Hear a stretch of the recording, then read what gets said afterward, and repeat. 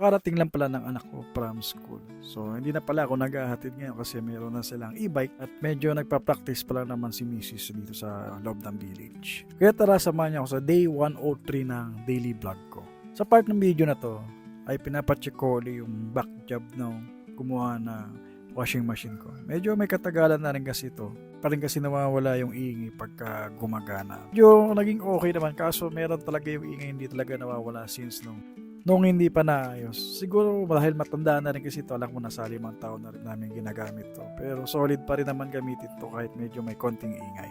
Kasi sa akin hanggat nagagamit pa, hindi ako basta-basta nagpapalit. Kung kaya naman daan sa repair, gagamitin ko pa rin. Malingkay muna kami saglit kasama itong mga chikiting ko kasi pagbalik ko, may gagawin na naman tayo at ipiprint na order. Medyo okay yung sales ngayon man kasi hindi na uubusan ng buyer. Kumbaga every week mayroon pumapasok na order. Hindi rin naman kasi madali ibenta yung mga produkto ko tsaka hindi naman siya necessary. Naman itong pang business, kung interested ka magkaroon ng passive income, pwede to. At kung hanap mo naman ay nagko-collect ka or hobbies mo lang, pwede mo rin to ilagay sa man cave mo or gaming room mo. Kadalasan ganun yung kumukuha sa akin, lalo na walang coin slot.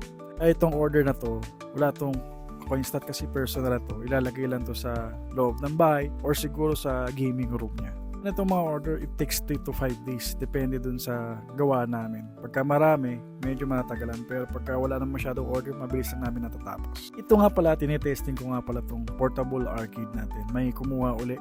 2 pieces na lang to. So ito yung mga plug and play na lang sa TV. Hindi mo na kailangan ng box. Pero same lang sila ng system at games. Can carry anytime kahit saan mo dalhin sa lugar nyo. Ka-plug mo na lang sa TV. Basta mayroong kuryente. Kasi 12 volts lang naman yan, kaya buksan. Gaya ng dati, trabaho sa umaga at hapon at pagdating sa gabi, bandang alas 5 na kasi to. Every time kasi na nag-gym ako mga ganitong oras, natatapos ako mga 7 or 8 p.m. depende dun sa workout ko. Tama ko pangala dito si Judel, iniispatan ko. Pagka ganitong mga heavy na weights, pwede tayo magpaspat sa mga kasama natin. Basta close mo naman. Or pagka may coach, pwede ka magpaspat lalo na yung mga heavy mood ka talaga. Ayun, kailangan talaga na spot. Magkasabay kami lagi ni Jonel dito pagka ganito mga oras. Kaya medyo magka-close na rin kami dito sa gym. I-coach, iisa lang din yung coach namin. Kaya solo mood muna kaming dalawa. Walang nag-tutor sa amin or nagtuturo. Kaya pagdating sa mga workout, halos hindi naman kami nagkakalayo na mga workout plan. Nagsasabay na kami or nagpa-partner dun sa isang gym equipment. Last na ginagawa namin is plank. Ito kasi yung suggested ni coach bago matapos yung workout. So ako, nag-abs workout pa ako para matunaw talaga yung abs ko kasi medyo malaki-laki pa at pababa na rin tayo ng 100 kilos. At dahil Monday nga pala ngayon, papakitaan ko kayo ng mga malulupit na step natin dito sa Zumba. Bawal kasi may music kaya yung hindi copyright na music na lang ilalagay natin na mag-sync yung music na sasayaw natin. Pero yan na lang muna sa ngayon.